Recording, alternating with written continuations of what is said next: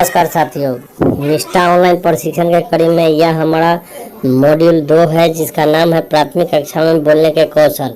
इसके प्रशिक्षण संबंधी संपूर्ण जानकारी इस वीडियो के माध्यम से हम लोग जानेंगे। उससे पहले हमारे चैनल पर आप पहली बार विजिट कर रहे हैं तो चैनल सब्सक्राइब करना नहीं भूलेंगे। साथ ही इसके टोटल प्रश्नों का उत्तर एक एक करके हम लोग जानेंगे। यह प्रशिक्षण बिहार के सभी शिक्षकों को करना है और यह आपको आपके दीक्षा मोबाइल में जो दीक्षा ऐप है उसमें लॉगिन होने पर इस कोर्स अनुभाग में जाने पर वहां पर आप सर्च करेंगे प्राथमिक कक्षा में बोलने के कौशल लिखकर बिहार उसमें लिखा होना चाहिए।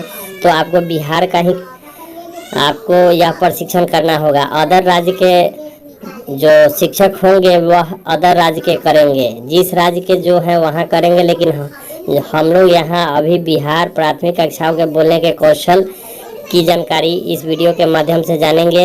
हालांकि सभी राज्यों का प्रश्न आंसर एक ही बनाया गया है। प्राथमिक कक्षा में बोलने के कौशल को जब आप अपने मोबाइल में लॉगिन करेंगे तो कुछ इस तरह का इंटरफेस यहाँ खुल के आएगा। जब खोलेंगे तो आपको वहाँ कोर्स वितरण आएगा, उसमें हमें नहीं जाना है। कोर्स मॉड्यूल को टच करना है तो उसमें आएगा भाग 1 में आएंगे बच्चे क्यों नहीं बोलते हैं, इसको ओपन करना है। फिर भाग 2 आएगा तो शुद्धता और धारा प्रवाहिता आएगा। तीसरा आएगा मेरा धारा प्रवाहिता से जुड़ी गतिविधियाँ और चौथा वहाँ पे है उच्चारण शिक्षण और साथ ही नीचे आएगा अपनी समझ को परखे।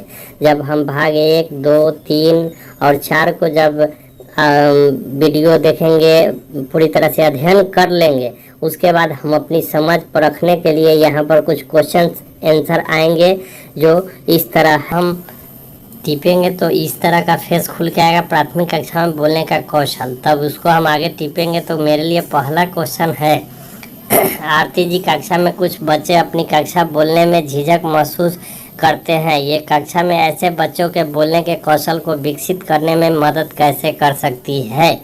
यहाँ पे हमें एक से अधिक विकल्प चुन सकते हैं। उन्हें कक्षा में सामने आकर बोलने को कहेंगे, उनकी प्रक्रिया विचार आदि की सराहना कर उन्हें छोटे समूह में बोलने की गतिविधि कराकर आएगा। दूसरा और तीसरा विकल्प हम यहाँ टिपेंगे। अगला क्वेश्चन हमारे लिए हाल ही में मुकेश जी ने अपनी सभी शिक्षकों से बातचीत करते हुए बच्चों के कक्षा में न बोलने के कारणों को समझने की कोशिश की। आपके अनुसार इसमें क्या बदलाव हो सकते हैं। एक से अधिक विकल्प चुन सके हैं। मुकेश जी ने बच्चों के नहीं बोलने के व्यवहार के प्रति अधिक संवेदनशील हो पाएंगे। वे उपयुक्त गतिविधि सोच पाएंगे जो बच्चे को बोलने के लिए प्रोत्साहित करेंगे, सभी बच्चों को बोलने के लिए नहीं कहेंगे। और चौथा, मुकेश जी कक्षा में पढ़ने लिखने से जुड़ी गतिविधियाँ करवाएंगे। यहाँ दूसरा और तीसरा विकल्प हम टिपेंगे और सबमिट क्लिक करेंगे। यहाँ गलत हो रहा है। आइए तो हम पहला और दूसरा विकल्प को यहाँ पे पहला और दूसरा देखते हैं। हाँ, और यहाँ सही हो गया। चलिए आगे हम बढ़ते हैं अगले क्वेश्चन की तरफ। निम्न में कौन सा विकल्प सुनने और बोलने के संबंध को सही तरह दिखाता है। सुनने और बोलने की गतिविधि अलग होती है। बोलने के कौशल को विकसित करने के लिए अर्थपूर्ण और रोचक बनाने के मौके मिलना जरूरी है और सुनने बोलने के कौशल पर आधारित पर बोलने सुनने पर नहीं। यहाँ एक ही विकल्प चुनना है और 3 विकल्प मेरे सामने है। अब इसमें देखते हैं कौन सा सही हो सकता है। 2 नंबर पर हम क्लिक किए और यह मेरा विकल्प सही हो गया। अब हम जारी रखे करके आगे बढ़ते हैं। अगला क्वेश्चन है मनील जी अपनी कक्षा दूसरी के बच्चों को बोलने के दौरान की गई गतिविधियों को उन्हें रोककर ठीक करती है। आपको क्या लगता है इससे बच्चों पर क्या प्रभाव पड़ेगा। यहाँ एक विकल्प ही लेना है। बच्चे आत्मविश्वास से बोलने लगेंगे, बच्चे सही तरह से बोलने लगेंगे, बच्चे अपनी कहने में हिचकिचाहट महसूस करेंगे और बच्चे की धारा प्रवाह बेहतर होगा। यहाँ 4 विकल्प है और एक ही हमको चुनना है। चलिए देखते हैं। 3 नंबर को हम क्लिक करते हैं और बढ़ते हैं। यह मेरा विकल्प यहाँ सही हो गया। अगले अब जारी रखे को क्लिक करते हैं तो मेरे सामने अगला क्वेश्चन आता है इस तरह। निम्न में किस बच्चे की बोलते हुए धारा प्रवाहिता को बेहतर कहा जा सकता है। एक विकल्प ही चुनना है। राजू की क्योंकि बोलने में कम रुकावट आती है। रमन की क्योंकि वह भाषा के नियमों को सही इस्तेमाल कर पाता है। रीमा की क्योंकि वह बोलते हुए सही शब्दों का चुनाव करती है। राधिका की क्योंकि वह बोलते हुए हर शब्द पर जोर देती है। 4 विकल्प है, एक ही विकल्प यहाँ ले सकते हैं। हम देखते हैं कौन सा सही होगा। चलिए हम इसमें क्लिक करते हैं। यहाँ पे देखते हैं रीमा की फर्स्ट, राजू की क्योंकि उसे बोलने से कुछ रुकावट आती है।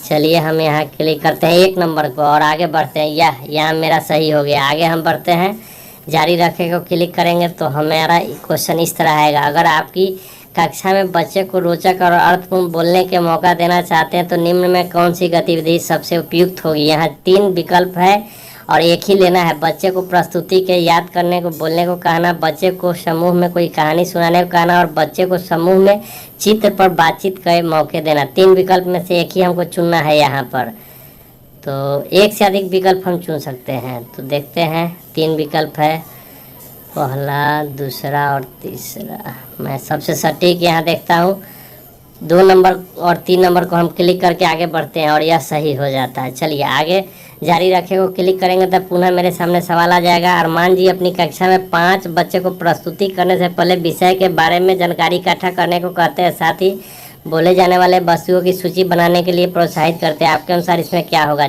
एक से अधिक विकल्प ले सकते हैं। बच्चे प्रस्तुति को याद कर पाएंगे, बच्चे समझ पाएंगे क्या बोलना है और किस क्रम में बोलना है, बच्चों को बोलते हुए धारा प्रवाह बेहतर होगा और बच्चे को लिखने का कौशल विकसित हो गया। 4 विकल्प है और इस 4 विकल्प में हम एक से अधिक विकल्प यहाँ ले सकते हैं।